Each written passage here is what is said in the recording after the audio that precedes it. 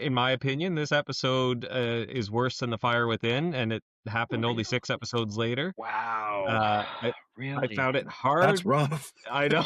I didn't think it was that bad. Wow. The next one, Oh, well. wait till we get to the next one. Woo, boy. Wow. Oh, great. What if you found a portal to a parallel universe? What if you could slide into 1,000 different worlds? Where it's the same year, and you're the same person, but everything else is different. And what if you can't find your way home?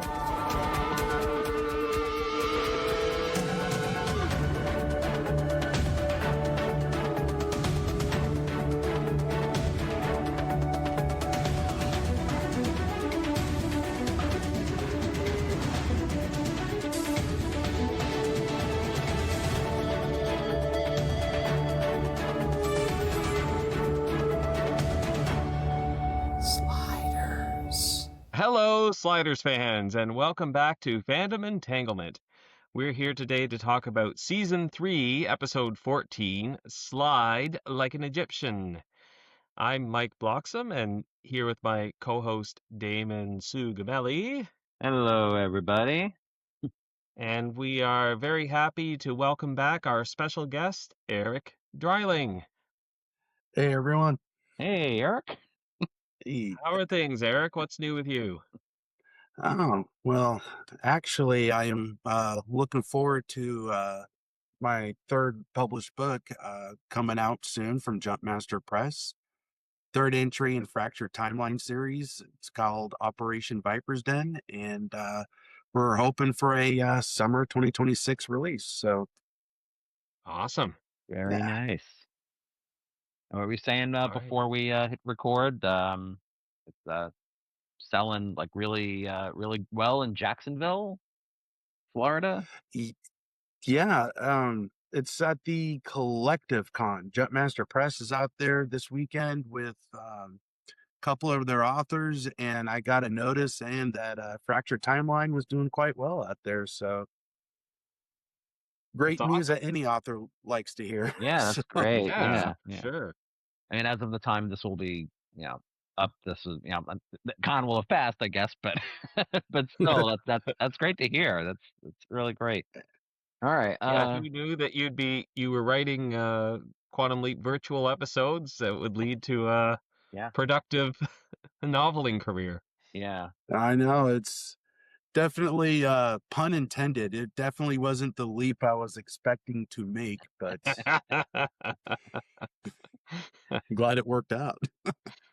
Yeah. Good. Yep. All right. Well, we might as well just get into it. Sure. Yeah. Might as well start us off, Mike. All right. Let's get in. Let's slide in. Slide like an Egyptian like into an this Egyptian. episode. So this episode originally aired January 17, 1997, and from the DVDs, the description is, on a world ruled by Egyptian culture, Quinn is used in a life after death experiment and thought dead. The others miss the slide when trying to save a woman from sacrifice and become trapped in a pyramid with a big scarab. Big is a, not exactly the right descriptor, but we'll go with it. Big scarab.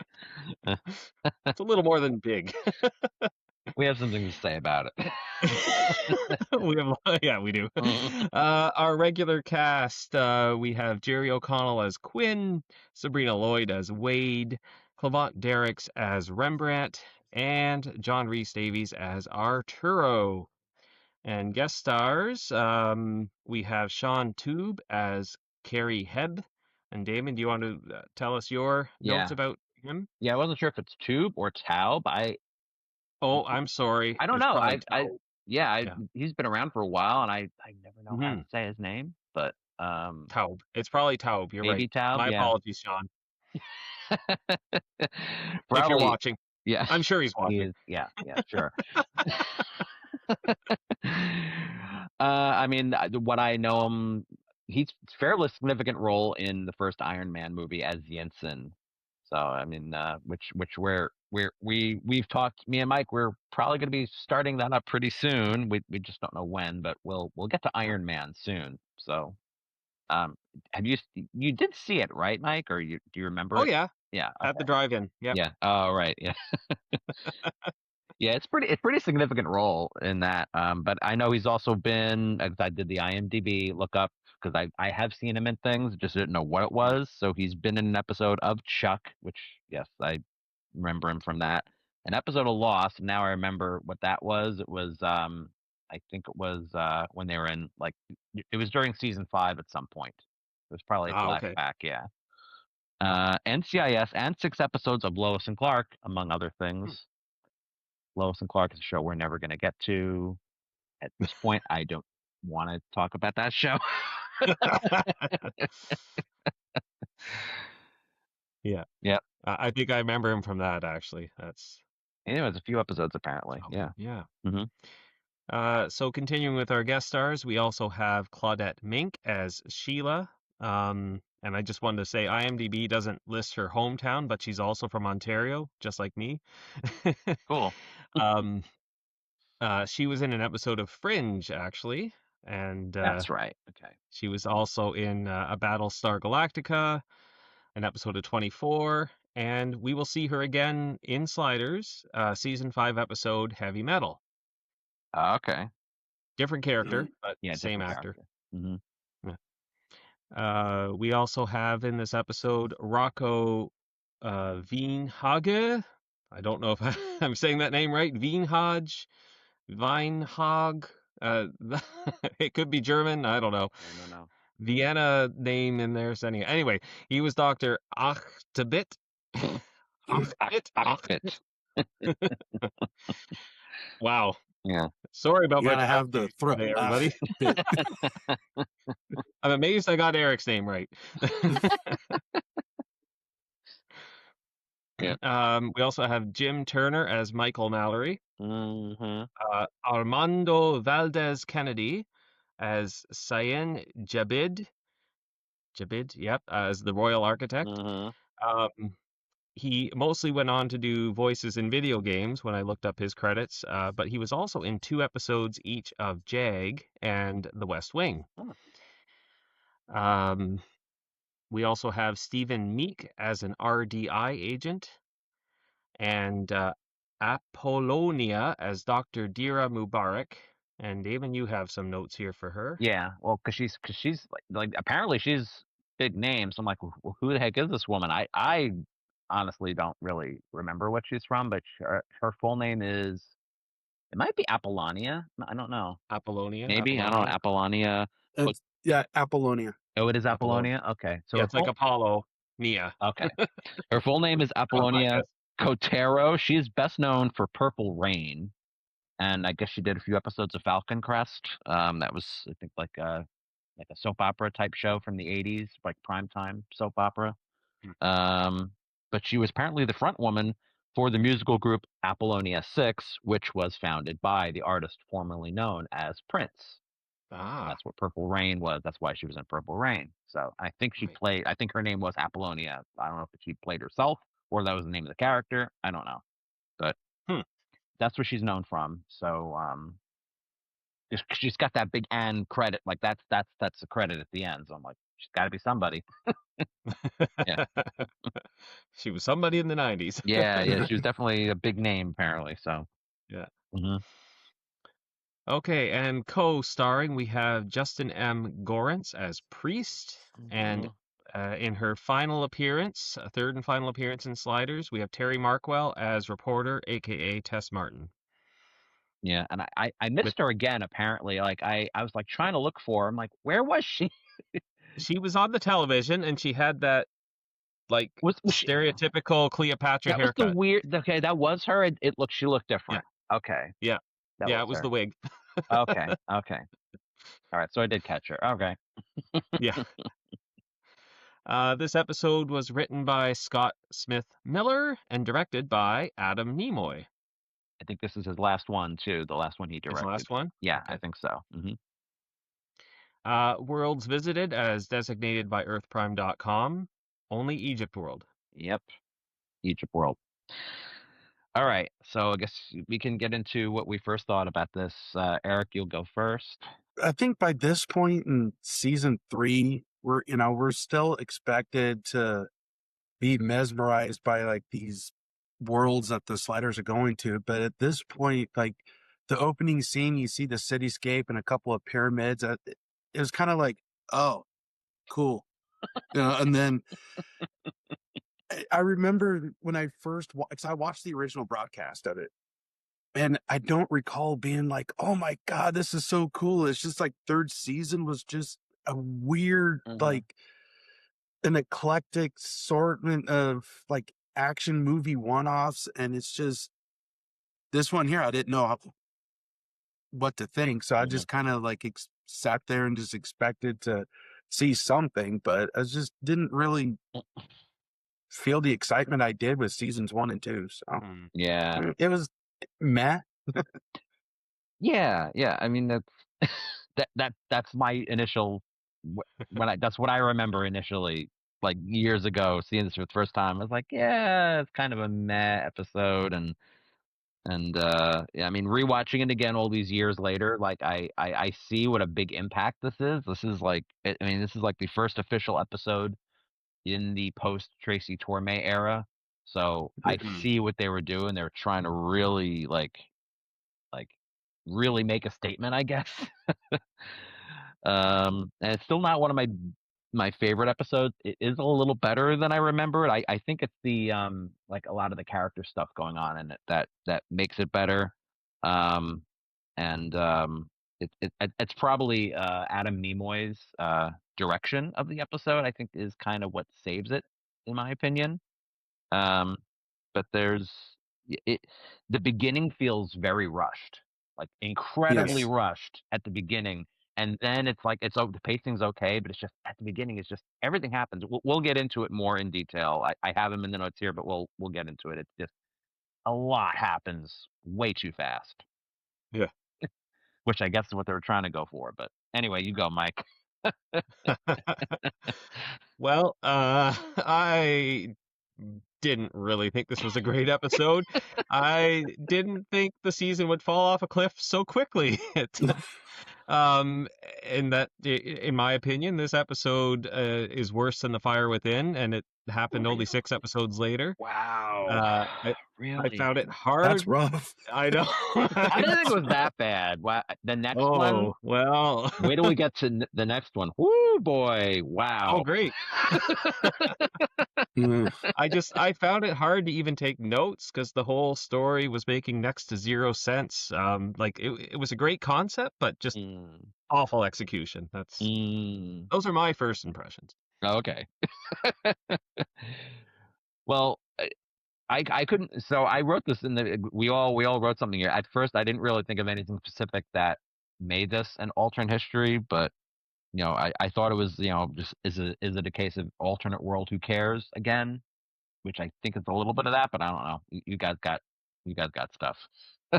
Well, it was explained right off the bat in about 3 or 4 lines. Not exactly historically accurate though, because Arturo says, to quote, "On our world, it was Alexander the Great who put an end to the dominance of Egypt. But Egypt was already part of the Persian Empire when Alexander the Great did conquer it, so that dominance had already been squashed. But maybe Arturo just isn't as versed in history as he is in theoretical physics.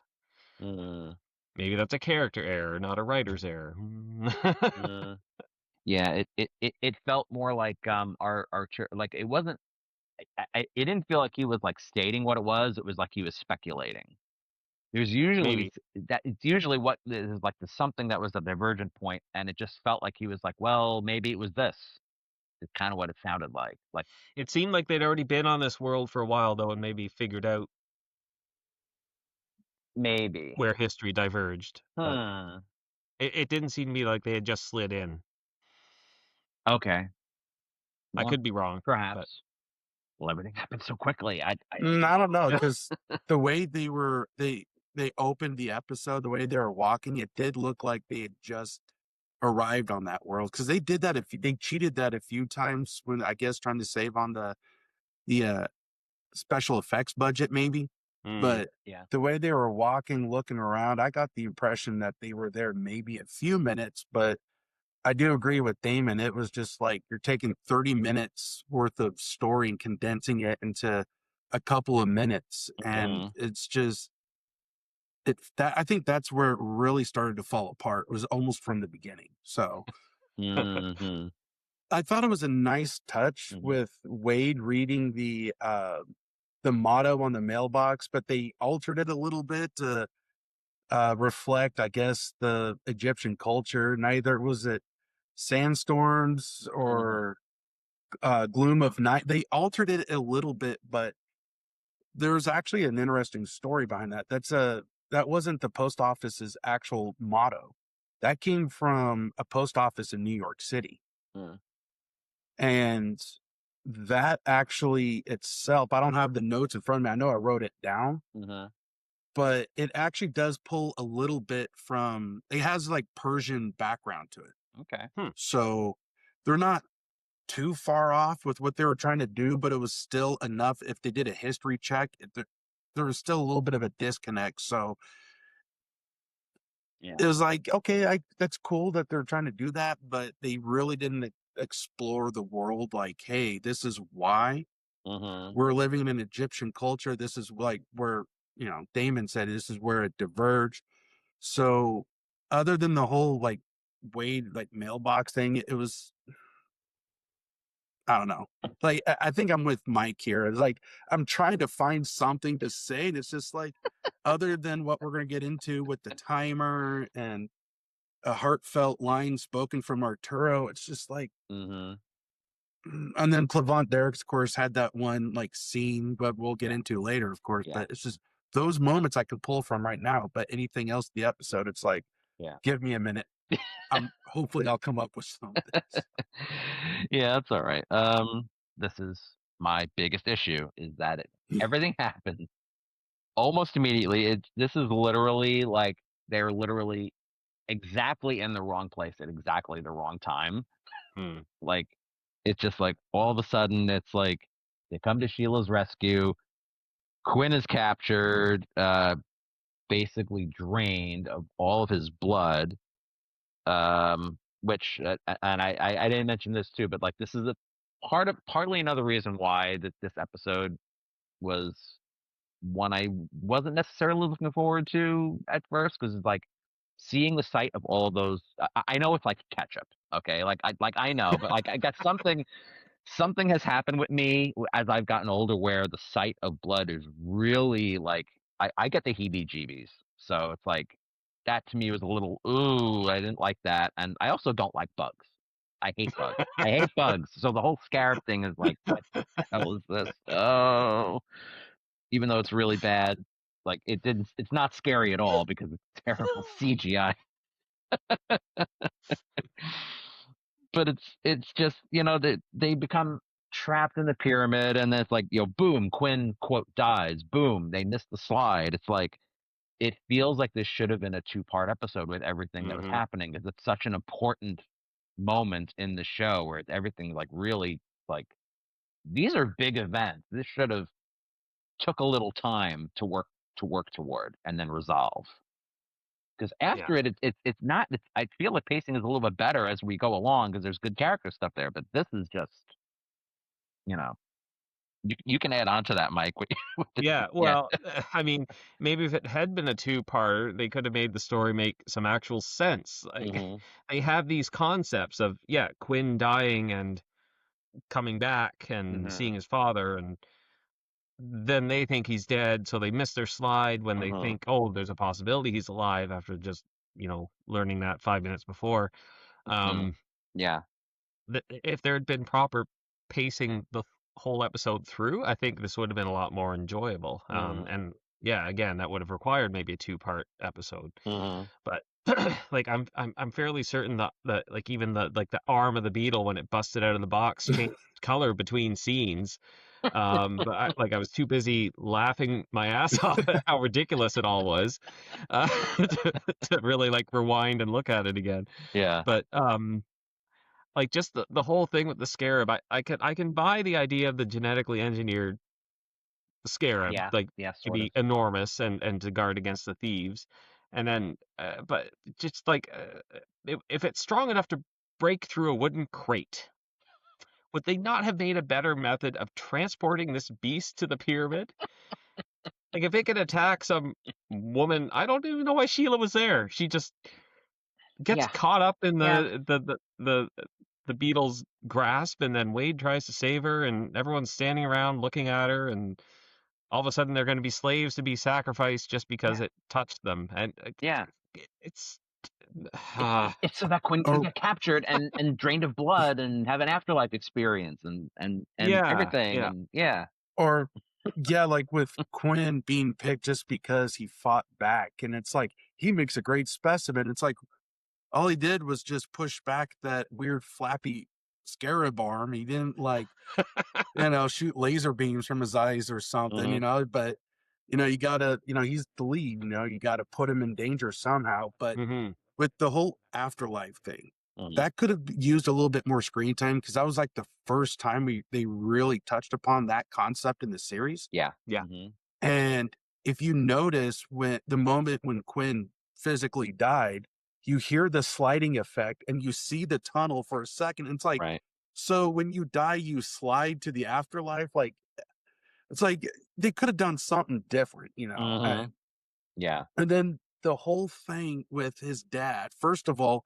completely different dude. hmm Jim yeah, Turner is not Tom Butler. So yeah, it's like, this is supposed to be the same guy. Like, hmm no. Second, but that's like casting, that's like logistics side. So I tried to look past the whole Darren Stevens thing they had going, but yeah, it was, if you could touch it, you can catch it. And it's like, but what does that mean when he's hmm trying to get them home? And he's been doing this for like, what, 2-3 years by this point? If yeah, you can touch it, you can catch it. And it's like, Quinn's done everything short of building another sliding machine. So right, I'm sure he's touched it a few times already. Yeah. hmm Right. But I just didn't like, it was supposed to be, I guess, insightful, like a father's advice to his son. Like, I don't know, but it didn't work for that scene. Seemed like it was trying to imply something more, and there's really nothing more to that. It's like a build up without a payoff. Yeah, Right. yeah, yeah, yeah. I see what you mean. It's just like they, yeah, like was he referring to him sliding or not? Was he just saying something? Yeah, I get what you're Yeah. saying. Yeah, yeah, and they do it again with the actor too in season 4 with Mm. is John Walcott, who I believe he's supposed to be the same Michael Mallory, even though there's that whole this is like a different, Yeah. I think it's literally supposed to be the same father, just not the same mother. So, but he still looks Oh. different. Like even he does not look like the original actor, Tom Butler. Because they did that in season 5 with Quinn Mallory. He's Quinn, but same dad, different mom. So you know what? You could be right on that. So Yeah. Oh, I don't know what's mm, yeah. We'll get to that. I don't even remember what that yeah. was. He's a fraternal double, which I guess yeah. We'll get into it when we get into it because I'm trying to think of the DNA behind all of that. It probably makes sense, but it's just I don't know. Alternate world. Who cares? Right. Which is this is what David Peckinpah. This is literally now we're in this era where David Peckinpah is like I think the main showrunner now. Like Tracy Hmm. Torme's left the show. I So think that was his answer for everything. That doesn't make sense. right. Alternate world. Yeah, yeah, yeah. I think Yeah. we'll get into it in the next episode too. I was looking ahead at what the Yeah. on Earth Prime the inside slide, so we'll talk about it the next time. But anyway, Well, yeah, so then he comes back from this, out of body experience, whatever happened 5 minutes later, hmm and Dr. Mubarak really, really, really wants to know what happened.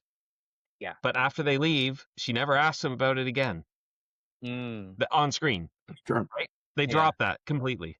She's lost interest apparently in his out of body experience or whatever, and now she gets roped into helping him help get the people out of the pyramid, right? So yeah, that's part of what bothered me as well, was she was so serious about her research and yeah. took him to the hotel to get him to tell her things, hmm and she never gets what she was after. What I will say is Quinn's attitude toward that was pretty justified. I mean, because he's Oh like yeah. he's like it's kind of like how dare you? You really you want to know about my afterlife thing? It's like you just basically murdered me. Like I'm not telling you a damn thing. Like Yeah. boo-hoo, Yeah. sorry. This is what you wanted. You're not getting it from me. I'm Yeah. not afraid of anything anymore. Yeah, you shouldn't be because you Well, see the there other was side.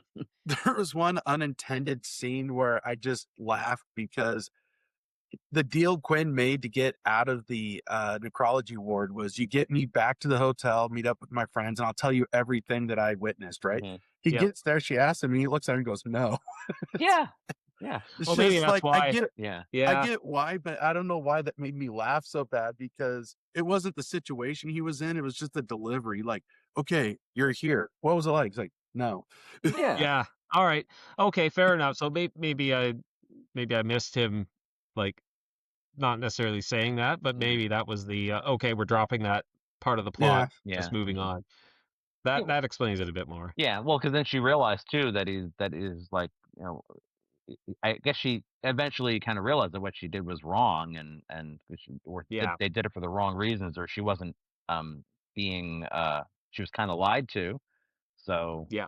yeah, she wasn't given all the information. Um, Yeah. and But then that set in the necrology ward where mhm, they drained his blood, to me it looked like the same set where they did the mind transfer in state of the art. it could be. Oh, It you did that it episode looked with us, very Eric. familiar. Yeah, Yeah. Just from a different camera angle, but I think it was the same set. I'm curious if that was reused in other episodes or even other shows, but did it look familiar, Eric? You did that episode with us, so did that? Yeah, I did. Yeah. And now that you mention it, like maybe it was because until we just started talking about it, I didn't really think about it when I was watching, but looking back on it, it might have been, Yeah. it could have just been a simple redress. I mean, yeah. Yeah, it probably was. Yeah.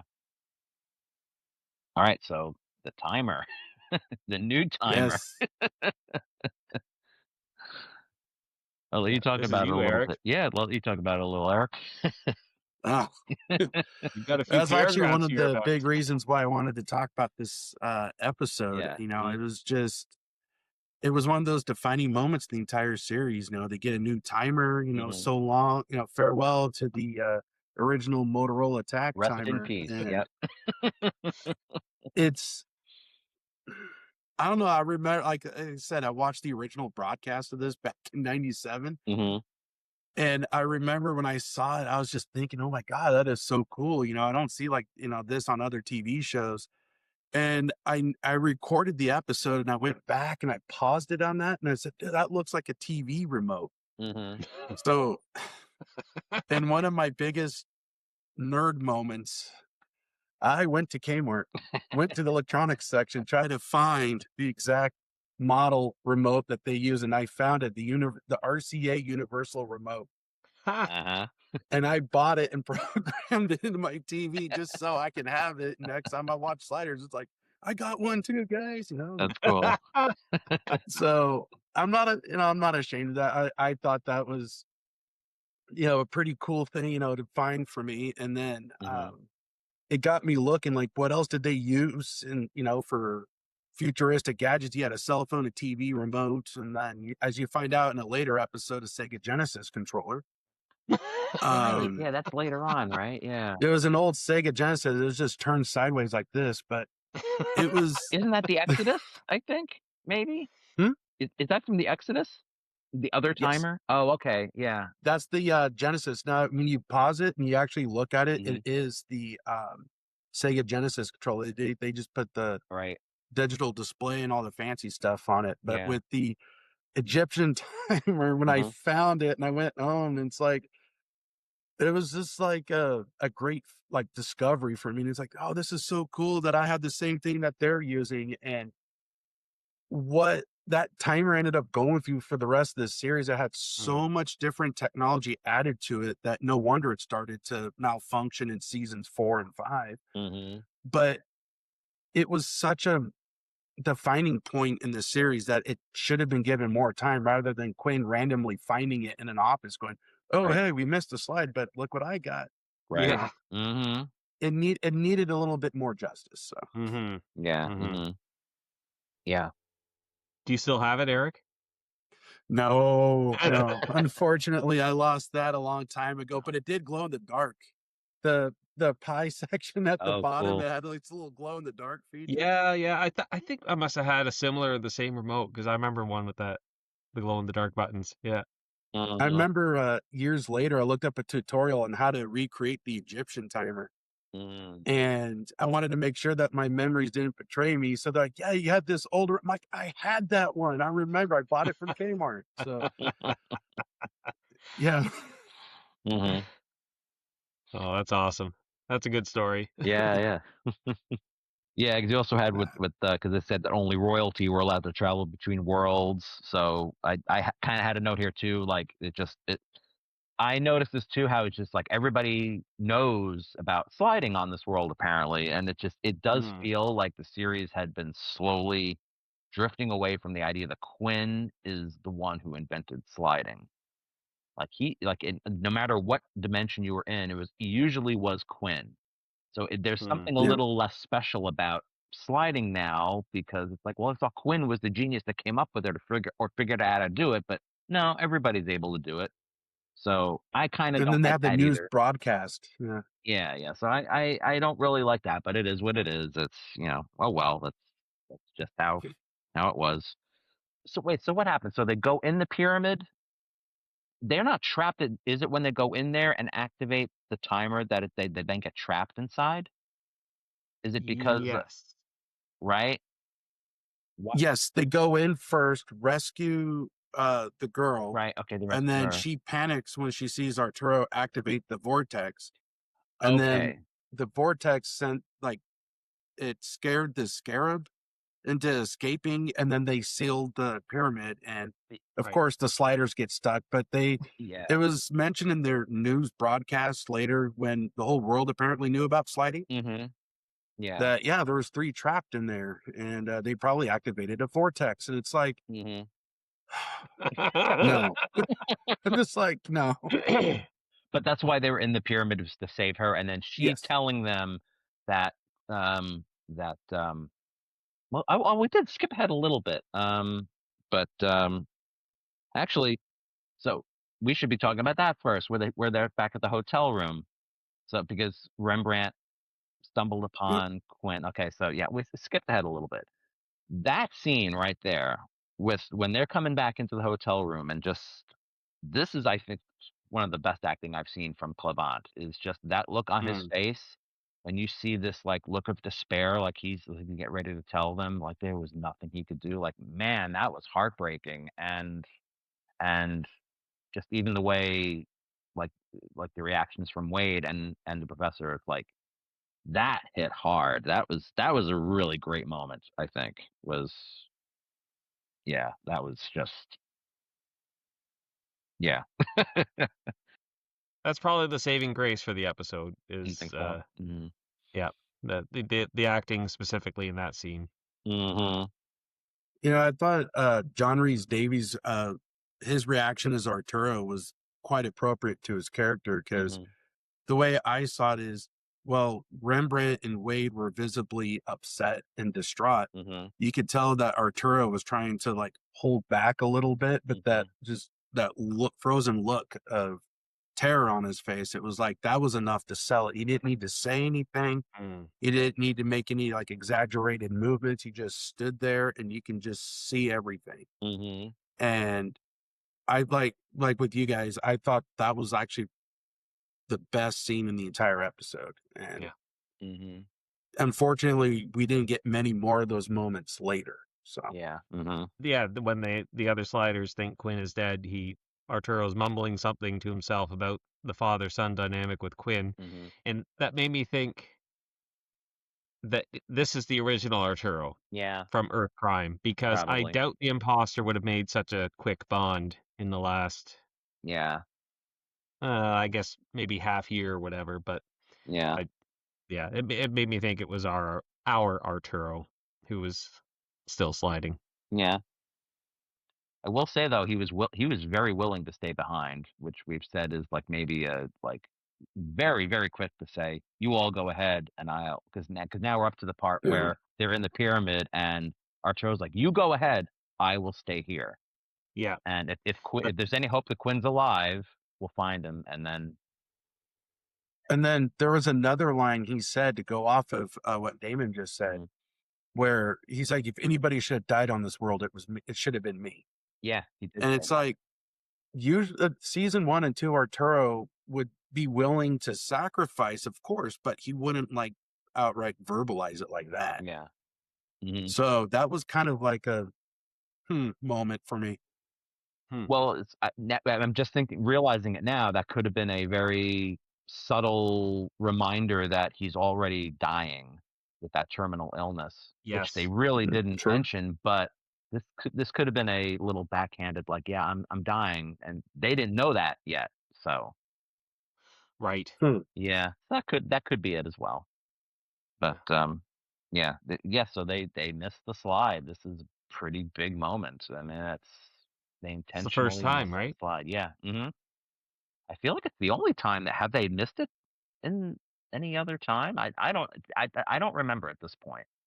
Well, I guess we'll find out later on. There was a season 4 episode. They did a fake out that made you think they missed it. It was virtual slide, where you think that they missed it, but it was just like a mind game with play through VR. Okay. But to actively miss the slide, I think that was the only time in the series until the series finale, of course. But Right. that's a whole other. No. Yeah.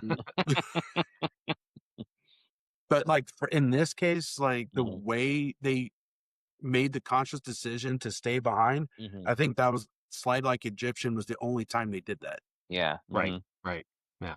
The staying behind, like choosing to stay behind, that is to maybe save Quinn if he's still alive.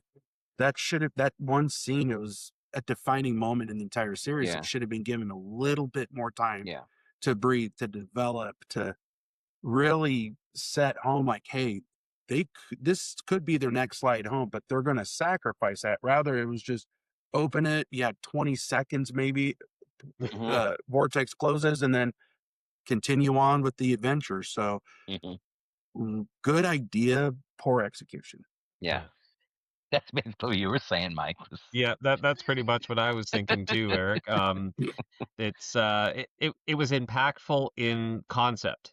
Yeah. That the three of them all said, no, we're all going to stay behind. If there's any possibility Quinn is still alive, they didn't want to leave him stranded there. So, and the whole, I know it was kept short, the vortex open for television's sake. You can the whole actual 60 seconds or 120 seconds, whatever it actually is. But maybe they could have had a conversation for those 2 minutes. Sure. Like, but this episode's making it hard to really kind of like talk about these things, because it's just like we've already discussed. It's so fast. It's like, like, where do I begin? I mean, we've had episodes where it was open for 2.5 minutes. And this is this is just really quick, and it's done. Yeah. Yeah. I mean, but I do remember thinking when this episode aired, I'm like, oh crap, now what? Like, I mean, this was a big thing. I mean, this was the one thing that always stood out to me. It was like, whoa, this is, logically, I knew they'd have to find a way off the world, but I wasn't sure how they were going to do it. I didn't expect a brand spanking new timer to go with the deal. So, and I thought about it too by the time we get to the end of the episode. I'm like, what happened to the old timer? Did they just take it with them, or did they leave it there? Because that would be interesting if they left it there in 29 years. That thing's going to activate again, or so. Who knows? But they probably just took it apart and used it for parts, I guess. Which I guess they could. That would be the smart thing to do. Actually, it would have been smart of them to bring it with them in case they ever lost their new one. Yeah. Well, actually, it's brief and it's easy to miss, but you actually see Arturo pocket the original timer, and that's the last you see of it. So probably, I'd like to think that in the events of Exodus, they cannibalized the original timer as well. Oh, okay. That's probably, I'm sure that's what they did. Yeah. That's a good point. Okay. Yeah. Yeah. So I'll point it out here too. I have to give EarthPrime.com credit for this one. Because I actually didn't think much of it at first, but this is literally what it said here. Dr. Mubarak says that the reason Quinn was operated on was because scans show that he has a tumor, and Quinn scoffs at that assumption, claiming he's in perfect health. But is it possible that that tumor is the tracking device implanted by the Cro-Mags in Invasion? Because we will find out that it's actually in Quinn. I think in season 4 is when we find that out. But and I didn't. I was under the impression that he told her that. Sorry, the doctor told Quinn that he has a tumor, and they only experiment on the terminally ill. I kind of wish they had left it at that, because I'm pretty sure we go to the next scene and there's a bit of a fake out, because the rest of her team, including the whatever Sean Taub's character is called, they're evil because they're making fake medical reports. I think her assistant doctor or whatever, unless I misheard it, I think the second doctor there was saying that he wasn't actually ill at all. Yeah. They were just using his body because he was healthy. And they just told Mubarak that he had a tumor. So I think they are fooling her into using perfectly healthy specimens to further her, to still further her research, for whatever nefarious reasons they have. So I don't think Quinn ever had a tumor at all. Yeah. That was my impression. Yeah, I mean, probably. You never know. Maybe they saw something and just. I mean, you're probably right, Mike. But yeah, like I said, it's. I like that explanation too. I mean, it makes more sense, if they're using healthy people for it. So I'm gonna go with Mike's explanation. I might rewatch that one scene just to. I could only watch this one once, but I might rewatch that scene just to see if I did hear correctly. Yeah. Because that was one of the notes I did write down. I was like, oh no, Quinn has a terminally, he's terminally ill with a tumor, but no, it's a fake out. Yeah. Yeah. Just wait till you guys get to the Exodus. I'm telling you think this episode's bad. I'm not disagreeing, by the way, but when you guys get to the Exodus, then yeah, I know. Yeah. Part 1's not bad. Part 2 is where it just, ooh boy, that just falls. We will get there. Very soon. Soon, yes. Yeah. What else we got? We got well, my last note is one of my biggest laughs was the dopey architect's death. He walks down the stairs and says, "Oh, we just have to get to the computer room," and he turns the corner. Ah! Yeah, I know. They cut to him being, I don't know, just kind of being chewed a bit by the. That was. I always thought he was impaled because the way he kind of falls. That might have been it. But no, it was just they were horribly hilarious. That was bad. Oh God, you're just seeing this view, this really bad CGI view of him like this, just it's just going in the scarab. Like, what is happening? Yeah. What is this? But did he not know the scarab was loose? I think at first. Oh yeah, did he? No, he didn't even know that the pyramid had been sealed, because when Wade asked him about it, he was like, "I'm the other side of the pyramid," so he had no idea that the scarab was on the loose, let alone that they were even in prison. So, yeah, how he did not know, I don't know. Those alarm bells should have sounded throughout the entire pyramid. Yeah. So how did he not hear that? He apparently didn't hear it. Yeah. And it looked like they were halfway down the corridor or something. I don't see how he could have just turned the corner and been immediately killed. Yeah. And how did the other sliders not get grabbed if he was that close vicinity? Exactly. And he was the only one. I mean, I think the professor was right behind him, so maybe they both should have been. I don't know. It was just like yoink. Yeah. I don't know. I don't have it in the notes, but I do kind of like that, like how they were trying to like escape, and like Wade's there at the computer and they're figuring out the rotation of the pyramid and stuff. So it was, I guess there's like almost like a puzzle aspect to it, like an Indiana Jones type thing going on where you got to, I mean, I felt like that was kind of cool. Like that whole, I mean, I know they kind of dragged that out a bit, but, that's where I said like all the character moments there, and they're trying to like help each other and assist each other, and then Rembrandt's there with the little makeshift shock thing, and like Yeah. it's, I mean, I did think all of that was pretty cool. And then the way like they like Quinn is like underneath trying to figure out how to get in, and so I did like all of that. And then they do slide out,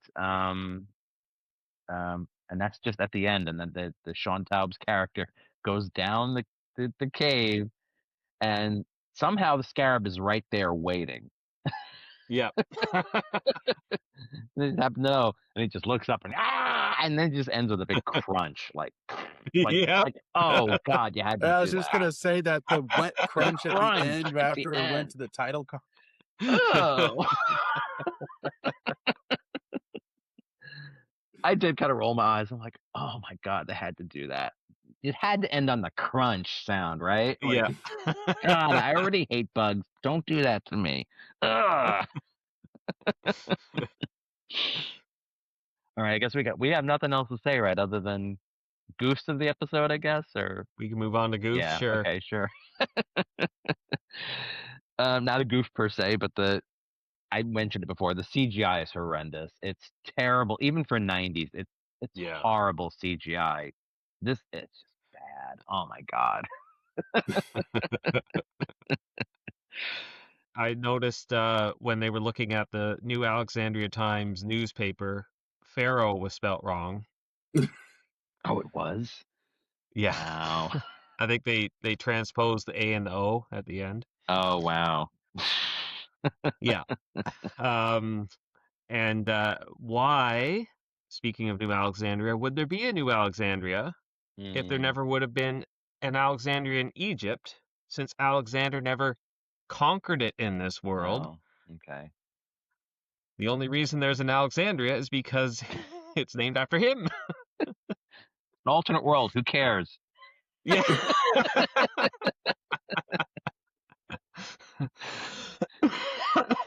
As And Dave and Sheila- Stacy said, like the previous one, it's like you're really selling this for people who might not have seen this show, but like I'm sorry, it's you gotta let people know what was you're it getting Devin into. said during the Fire Within? It was a hate watch. Yeah. Oh yeah. I feel like this one's almost at that level of hate watch for me. Oh, Mike, wait till we get to the next one. Oh boy. God. Yeah. And my last goof, which is more of a writing issue maybe. Sheila, is it Sheila? Yeah. The Beetle woman. She keeps talking about my people as if the sliders aren't part, like she doesn't know they're from somewhere else. Like as if the people in North America aren't part of the same culture. It seems like in this world, the whole point is that Egyptian culture is predominant worldwide. So why, like she's talking about as if she's from Egypt and they're not, and they don't know anything about the culture, which they don't. Yeah. But that's because they're not from this world, not because they're not from. But yeah, what does she mean? Yeah, that's I think I was thinking that. Yeah, like what is she talking about? Yeah. Yeah. Like yeah, it came up a few times and it makes zero sense. You know, it kind of bordered on I must go. My people need me. You know. Yeah. All right, memorable lines. I have one toward the end, but you got one, Eric. You got a couple. the Carrie Ebb, like he kind of had like there was one moment where he's sitting in the car and his advisor's like praying, and the look of annoyance on his face for that space, like, what are you doing? He's like, I'm praying, and he's just if he noticed, he just kind of rolls his eyes. He's getting on the phone. Yeah, he's trying to figure out why the pyramid is rotating the way it is, and it was just that moment. It made me laugh, for good reasons. It was just because it kind of gives you the impression that even the Carrie Ebb knows that everything they're doing is BS. Yeah. It doesn't really mean anything Mm-hmm. except for power for him. Yeah. But everybody else is like hook, line, and sinker with it. So Right. Mm-hmm. I kind of like that. It's like, what are you doing? Yeah. I like that actor. Whenever I see him, and I would like him in anything I see him in. So I mean, I guess maybe it's a little wasted in this episode, but I did like it, even though it wasn't like a big role. Why I genuinely laughed out loud when Rembrandt is I guess that's when he's shocking the scarab, and he's like, the kitchen's closed. The kitchen's closed. That was good. Yeah. Just his delivery of that line was classic Remy right there. Just the way he did it. He said something similar later on too. I can't remember what it was, but that's what I liked. Yeah. All right. So final thoughts, ratings. Erik, you're our guest. Would you like to go first? I would get, and this one, it took a while to try to be reasonable with it. I wanted to give it a 5, but because of Clement Derrick's, moment with Wade and the professor, that alone bumped my rating up to a 6 genetically altered man-eating scarabs out of 10. Mm-hmm. Yeah, I mean, I rate it. Maybe I will put it down to it. I would like either a 6 or a 6.5. I'm trying. You know what? I am trying to be a little generous too, because I really didn't think it was all that bad, other than at the beginning. I mean, yeah, it's after a discussion, maybe it's not quite as good. I'm going to stick with the 6.5 rotating pyramids out of 10, because I just generally there was a lot of promise to this episode. I feel like the big moments are kind of what made it better. Like I said, I think Adam Nimoy's direction maybe saved the episode, because the premise itself is just kind of meh, but it's not something I would like necessarily hate watch. Like, I could watch it again. But anyway, Mike, go ahead. Yeah, I feel like this is the worst episode of Sliders I've seen so far. So, it's not quite a 1. No. There were some good moments, but the plot was disjointed. Everything was pacing was terrible.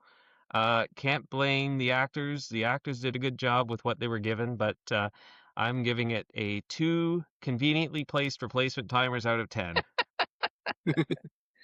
I think it's the first time, Mike, you and me are like really far apart. I think so. Yeah. This is the first Yeah. time.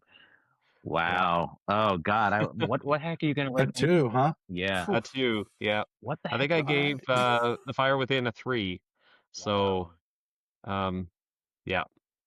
Well, Are you sure though? Because Fire Within was rough. Like, Yeah. maybe they're tied. Not as rough as this in my experience.